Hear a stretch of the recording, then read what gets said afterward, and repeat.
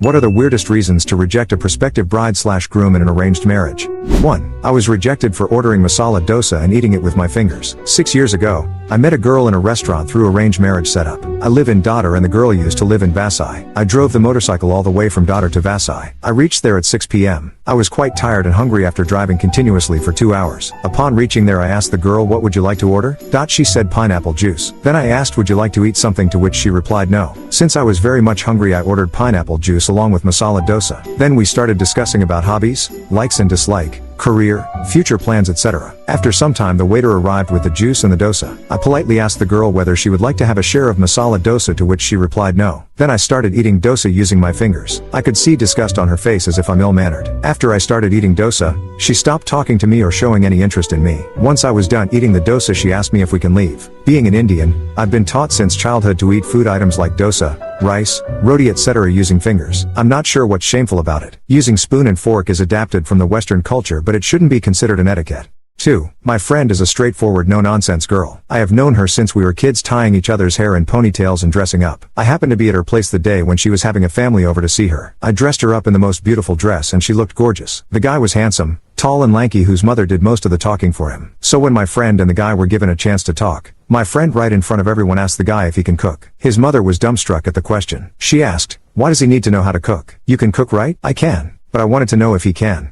"Auntie, why? What is the need? I know you would work too. So if you can't cook, you can order from outside." "What if I fall sick? Outside food is not good then, right?" my friend countered. My friend's parents told her to keep quiet. The guy's mother was tongue-tied. She said no one is that sick, that they can't cook some light food for themselves. So that works both ways. "Okay, great," my friend concluded. There were no more talks. The guy didn't open his mouth even once. My friend's parents scolded her for freaking them out. I knew she would not hear from that family again. But my friend told me they called to reject her. "Your boldness and cross questions were too much for them, right?" I asked. "No. They said it's because I talked about being sick. They think I have some disease and my parents were accused for lying about my good health." Weirdest way of rejection I had seen.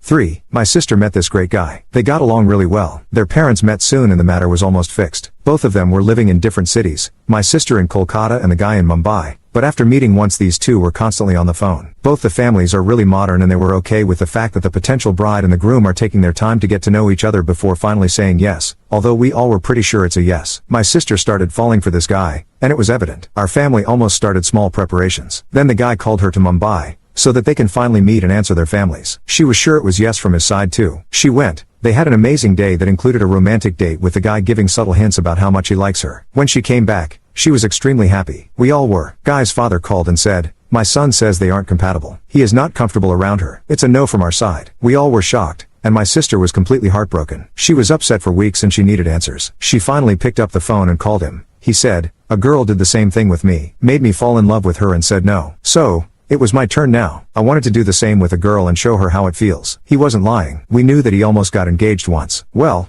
we were just glad my sister didn't get married to a psychopath. 4. I have a friend who is nerd and workaholic. Nerd to the core. So his parents searched a girl who is studying bachelor's in computer application, and like usual arranged marriage setup, he went to see her and they were allowed to talk privately. So they went to balcony and the conversation went like this. Boy said, "What is your class 12 percentage?" Girl said, replied with her percentage. Boy said, "What is inheritance?" Both are from computer background. Girl said, already in shock. She replied to his question. Boy said, "What is data binding?" Girl said, "I think we should go inside. Parents must be waiting." Girl with shock of her life rejected my friend. And my innocent friend asks me, why did she reject me? 5. One of the guys I'd met was boasting about his academic excellence constantly. I could see the ego on his face as he was talking about his percentage in class 10th and 12th board exams and competitive exam ranking. I was quietly listening to him with a smile on my face and was happy for him and his achievement. After he was done, casually he asked me about my academic background. I didn't go into the details, but for some reason he insisted, so I told him my ranking with a blank look on my face. He just couldn't handle that I had got better ranking and higher percentage than him. Then he started asking me if I visited the US. Somehow it's a big thing in India if you visited the US. I told him I visited, and then he found out I visited more times than MP. Then the topic of salary. I was earning more than him. Then he became full red-faced. In short, I was rejected for being overqualified.